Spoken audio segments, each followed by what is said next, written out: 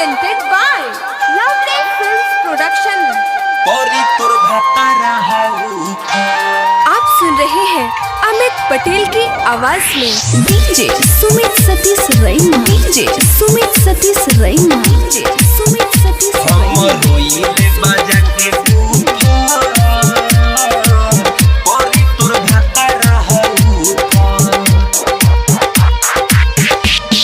रोइले बाजा के बूफा परी तोर भातारा उफा। हम रोइले बाजा के बूफा परी तोर भातारा उफा।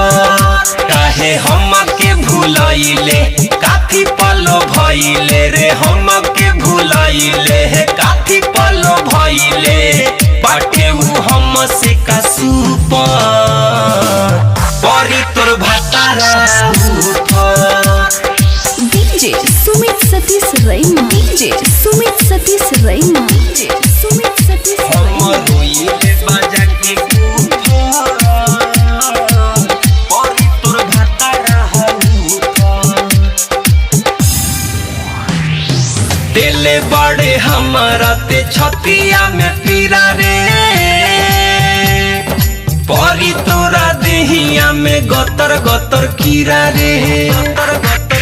हरे दिले बड़े हमारा ते छतिया में पीरा रे, परी तोरा देहिया में गतर गतर कीरा रे।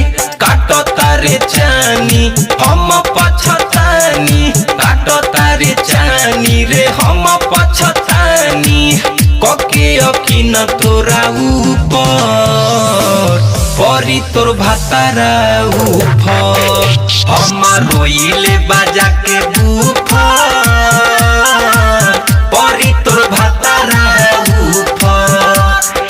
डीजे सुमित सतीश रैना, डीजे सुमित सतीश रैना, रोइले बाजा के बूफा परी तोर भातारा उफा। आप सुन रहे हैं अमित पटेल की आवाज में देखनी न लई की धोखा तोरा खानी रे, चला गईले ससुराई चुस के जवानी रे। अरे देखनी न लई की धोखा तोरा खानी रे, चला गईले ससुराई चुस के जवानी रे।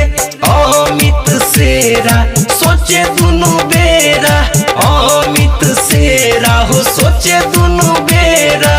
नइखी का तोरा खानी सुथर परी तोर भातारा उफर। हम रोइले बाजा के बूफर परी तोर भातारा उफर। काहे हम के भूलइले काफी पलो भइले रे, हम के भूलइले काफी पलो भइले बाटे उ हम से का सुपर परी तोर भातारा उफर।